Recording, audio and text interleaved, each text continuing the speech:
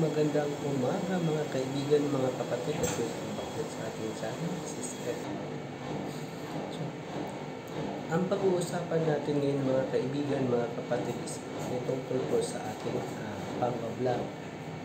Sabi ko nga doon sa ating channel na kay Ed Patendol, sabi ko doon na kung tayo po ay pinasok ang ganitong mundong pag-YT, pag-vlog or pag-YouTube, so ibig sabihin po tayo po ay naghahanap ng extra income or outlet sa ating mga para po tayo magkakaroon ng ibang pagkakaabalahan dahil po sa kinakaharap nating pandemya, lalong-lalo na doon sa mga panahon ng pagla-lockdown, sa panahon ng pagka-quarantine, sa panahon ng social distancing. So mga kaibigan, mga kapatid, atin pong isi-share ngayon ang ating karanasan doon sa ating pag-vlog. Sabi ko nga doon sa ating channel na kay Ed Patendol na kung tayo po ay nakakaramdam ng pagod sa ating pag-YouTube o sa ating pag-vlog, pwede po tayo magpahinga. Pero it doesn't mean po na tayo po ay titigil na at aayawan na natin ang ating pag-vlog o ating pag-YouTube. So ating isi-share mga kaibigan, mga kapatid, ang channel ng aking misis dahil po kinukumpara ko po ang aking channel at ang kanyang channel. So mahirap po kasi ngayon na dalawa po ang channel na aking tinatrabaho. Pareho pong monetized channel, pareho pong may earnings. So ang sinishare po natin is yung channel na aking misis na kay Joanna Patendol na nayawan na po niya. So ang iniisip ko na po is ang kanyang channel po is nagkaroon na po ng revenue na $20.84. So nangihinayang po ako kapag hindi ko po siya ipagpapatuloy. So ang ginagawa ko po ngayon mga kaibigan, mga kapatid is dalawang channel po ang aking tinatrabaho. So yung aking channel na kay Ed Patendol, sa awa po naman ng Diyos, medyo nakapag-upload na po tayo ng videos na naka-premiere po siya hanggang matapos po ang taong ito or tama. So hanggang katapusan na po ng December, meron na po tayo naka-upload na videos na naka-premiere po siya every 5 PM Dubai time. Sa channel ng aking misis, medyo nahihirapan ako kasi nga, di ba ang ating mga channel is nagkakaroon ng iba't ibang content, nagkakaroon ng iba't ibang niche, nagkakaroon ng iba't ibang topic to be discussed. So, kung ang regarding sa aking channel is about saving investment, it's about life of OFW, it's about work. So, sa channel naman ng aking misis is about travel vlog, about lifestyle. So, medyo magkaiba po kami. Tapos, kaya ko po ito sinishare sa inyo mga kaibigan, mga kapatid, dahil nga sa nangyari ng aking misis na channel, nakuha naman po ng aking misis ang kanyang requirement na hindi pa siya umabot ng 1 taon. So, ngayon, nag-1 taon na po ata siya nung last March. Last March or last April. So, parang ganun po ang nangyari na 1 taon na po siya. Pero, dahil po sa medyo inayawan na po niya ang kanyang channel ngayon. So, nakakaroon po ng aberya. So, buti na lang hindi po siya na demonetize kasi nga ang kanyang channel is monetized channel na po. Nakakaroon na po nga siya. Sabi ko kanina is nakakaroon na po siya ng $20.84 na revenue. Kaya ko po ito sinishare sa inyo mga kapatid dahil po sa nangyari sa kanya na kaya po medyo madali nakuha niya ang kanyang requirement dahil sumasali po siya sa sinasabi nating GC o sinasabing group chat. So, ibig sabihin po yung sinasabing GC, meron po siyang grupo na sinasalihan na nag-play yung mga ganun-ganung issue. So, hindi pa ganun ka-stricto si YouTube, si YT. So, ibig sabihin po nakakalusot siya. So, kung nangyari po na nun, so, ibig sabihin, gumagastos po siya kasi diba sa mga GC or sa mga group chat, meron pong matatawag natin na membership or yung paghalimbawang monetized channel po ang isang channel na tinatambayan natin o pinapasukan natin sa tuwing nagla-live, diba, nagkakaroon po ng ng membership, nagkakaroon po ng super chat, nagkakaroon po ng mga stickers o nagkakaroon po ng sinasabing pagpapakulay, pagpapalipad. So, ganun po ang kanyang ginagawa sa kanyang channel. Kaya, medyo po madaling nakuha ang kanyang requirement. Kasi di ba alam naman natin na ang requirement is 1,000 subscribers plus 4,000 public watch hours. So, kahit pa paano po, medyo nakuha po niya kasi ang ginagawa niya is minsan super chat po siya ng 50 pesos, 25 pesos, or 100 pesos. Tapos, bumibili din po siya ng mga sinasabing watch hours. So, may nagtatanong kung paano po bumibili. So, kasi may mga nagpapalaro, may mga nagla-live streamers na nagpapalaro ng sinasabing pa-watch hours. So, mayroon kasing nagpapalaro na nagpe-play ng 30 hours or 200 hours or 500 hours. So, mga ganong-ganong sistema. So, siya po, nanalo po ata siya ng nasalihan po sila, may nasalihan po silang live streamer. Tapos, nanalo ata ng 200 watch hours ata pa yun. Tapos, ang 200 watch hours, pwede din siya converted into 200 Gcash or 200 super chat or 500 super chat. So, depende po kung paano po siya sa kalakaran ng pag-swapping ng panalunan. So, ang ginagawa ng aking misis, bumibili po siya ng, let's say, yung sinasabing 200 hours na tawag dito, na pa-super chat. So, yun po ang nangyari, na pa-super chat po siya o na pa-Gcash po siya. So, kaya po medyo madali po niyang nakuha ang kanyang requirement. So, yun po ang kaibahan ng kanyang channel compared sa aking channel. Kasi yung aking channel kay Ed Patindon, ang nangyari po doon is talagang tamang puyatan lang. So, wala naman pong problema, nakakakuha po tayo ng tawag dito, nakapagsahod na po tayo. So, yun po ang kagandahan ng ating channel. So, sa channel ng ating misis kay Jinjoana Patindon is, yun nga, sabi ko is, ang earnings pa lang niya sa kanyang revenue is $20.84. So, sana po, papanarin na kung may time po na makatambay ang kanyang channel sa sino man ang nag-live, lalong-lalo na kay Manong Nelders Vlog. So, malaking bagay po yun. So, mga kaibigan, mga kapatid, kung inyo po nagustuhan ng ating pag-share, sana po is huwag po kayong mag-atubiling mag-comment, mag-like, mag-share, and mag-subscribe, at saka ipindot na rin ang bell notification para maging updated po kayo sa ating mga susunod na video. So, hanggang sa muli po, mga kaibigan, mga kapatid, sana po inyong nagustuhan ng ating pag-share. So, once again po, Jinjoana Patindon. Don't forget to like and share. Leave your comment down on this link. Thank you po sa mga nagsuporta at walang sawang tiwala sa ating channel. Jinjoana Patindon po.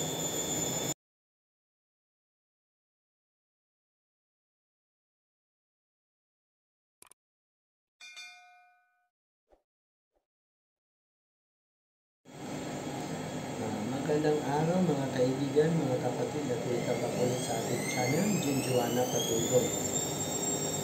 So, ating pag-uusapan ngayong umaga mga kaibigan, mga kapatid, is yung tungkol sa ating channel na ating palaguin,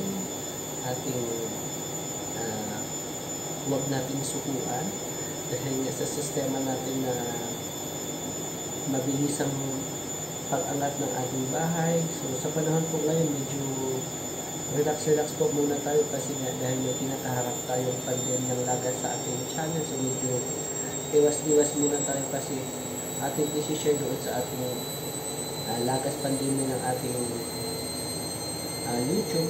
Dahil po ang aking bahay po is 1,114. So, kung tayo po ay magdidikit ngayon, aabot po ako ng 1,130. Yung dumikit po na 16 dapat, hindi ko maintindihan kung anong nangyari. Tatanggalin po siya kapag tayo po ay sumasali sa mga nagla-live ngayon na nangingisda. So, hindi ko maintindihan ang YouTube ngayon kung bakit po nagkakaroon po tayo ng mga lagas, nagkakaroon po tayo ng mga bawas. So, ayun po, kaya po natin ito sinishare na niya. Yung bahay ko is 1,114 nga. Ngayon, kapag nagikitan ako, aabot siya ng 1,130. Imbis na tataas, mababawasan. Yung maintaining ko na rin siya 114. Imbis meron ako 1,114, magiging 1,112 na lang po siya. So, kaya po natin sinishare ito mga kaibigan, mga kapatid, dahil ang ating channel po is nagkaroon, monetized channel na po siya, tapos diba sabi ko nga is mayroon na po siyang revenue na $20.84. So, kaya ko po ito sinishare dahil nga unang-una ginawa natin itong parang libangan, parang outlet dahil nga sa pinakaharap natin pandemya nung tayo po ay nagkaroon lagi ng lockdown, yung social distancing, yung iwas sa mga mataong lugar. So ngayon naman po mga kaibigan, kaya po natin itong pinapaliwanag dahil gusto ko po sanang i-share sa inyo na alam ko din naman po na kaya po ako madali na monetize dahil po nagpapalipad po tayo, nagsusuper chat po tayo, nagpapakulay. Payong kaibigan lang sa mga baguhan, kung tayo po ay gusto natin ng extra income or gusto natin kikita dahil sinasabi na ang pag-YouTube is may kita, may pera, so sikapin po natin na huwag po tayong magpapakulay, huwag po tayong magpapasuper chat, huwag po tayong tawag dito na mamimili ng WH or sasali sa mga GC. Pwede naman natin siyang gawin mga kaibigan, mga kapatid. Kaya ko po ito sinishare, kaya ko po ito sinasabi sa inyo, kapag po tayo ay magiging seryoso, kapag po tayo ay hindi makakaramdam ng pagod, lalong-lalo na po iniisip natin is, yun nga sabi ko is, for pastime lang or parang ano lang siya, pampalipas oras. Pero kung ang sabi natin is hanap kabuhayan or sinasabi natin na magkakaroon ng kita, so hindi po tayo dapat gagastos. So, hindi po tayo dapat mamimili ng sinasabi nating WH, magpapakulay, magpapalitan, or magpapamember para po iwas po tayo sa masasabi natin na gastos. So, pwede naman po kasi nasa atin naman po kung paano natin palaguin niya ang ating munting bahay sa pagdating ng ating YouTube channel.